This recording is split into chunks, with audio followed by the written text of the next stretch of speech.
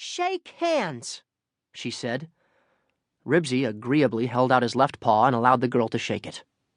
"Isn't he ever going to learn to use his right hand? Paw?" asked Beezus. "There are left-handed people. Why shouldn't there be left-pawed dogs?" This seemed reasonable to Henry. Ramona ran to Ribsy, dropped to her knees, even though the ground was wet, and threw her arms around his neck good and tight. Ribsy knew what to do about a small girl like Ramona. Patience was the answer. Just stand still long enough and she would go away. It sometimes took quite a bit of patience to get rid of Ramona. She pressed her face against his and said, "Don't I look cute? Daddy ought to get a picture of this."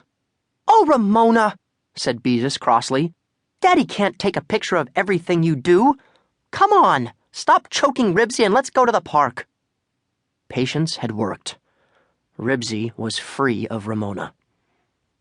"So long," said Henry to Beezus, as his mother and father came out of the house and climbed into the front seat of the station wagon. Henry threw the ball down the street and started to climb in after them. This time, Ribsy did not chase his ball, which he knew was perfectly safe lying in the gutter. No one ever bothered his soggy old ball, no matter where he left it. When Ribsy was a few feet from the station wagon, the mean, hungry flea gave him an extra hard nip. Ribsy could not stand it. He had to sit down for one quick scratch. "Henry, don't let that dog in this car," said Mrs. Huggins. Henry hopped in and slammed the door. "Sorry, old boy," he said to his dog, who had finished scratching and was wagging his tail. The car started, and Ribsy was left behind. Ribsy was not a dog to give up easily. He could be almost as persistent as his flea, and now he started running down the street as fast as he could after his family's new car. This had happened before with the old car, and he knew that by running fast, he could catch up at the first stop sign. He managed to stay close enough to get thoroughly drenched with muddy water when the car drove through a puddle. As he expected, he made it to the first stop sign, where he stood, panting and looking hopefully at his family. Henry pushed the button that lowered the window. "Ribsy, go home," he called out. Ribsy answered with a short, sharp bark that meant, "No, I don't want to go home." When the car started up, he continued his chase. Water spattered as the tires sucked at the pavement. He caught up at the second stop sign, 3 blocks away. "Woof," said Ribsy, wagging his tail. For a middle-aged dog, Ribsy could run pretty fast. "Ribsy, go home," said Henry, speaking less sharply this time. "Don't pay any attention to him," said Mrs. Huggins. "Just ignore him, and he'll go home when he gets tired." "That dog can run 20 miles an hour, said Mr. Huggins, who had been clocking Ribsy with the speedometer. As the car started, Ribsy gathered all his strength, and, even though he was getting tired and that flea was chewing away under his collar, he managed to catch up at the 3rd stop sign.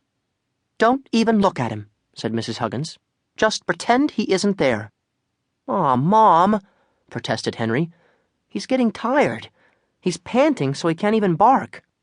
"Good," said Mrs. Huggins, who was usually a kind woman. "Now maybe he'll go home.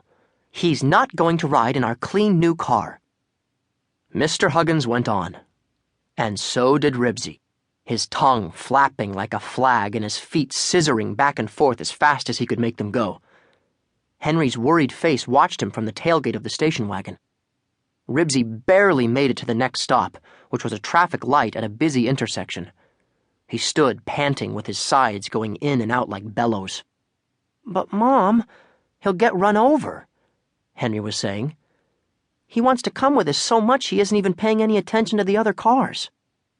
Mrs. Huggins glanced unwillingly at Ribsy. "Oh, all right," she said. "Just this once. But keep him on the floor. I don't want him on the seat with those wet paws, and I don't want any smeary nose prints on the windows."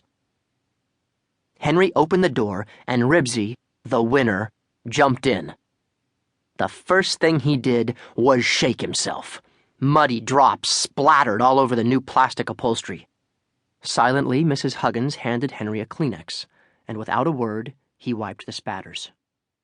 Until Ribsy had caught his breath, he was satisfied to stay on the floor.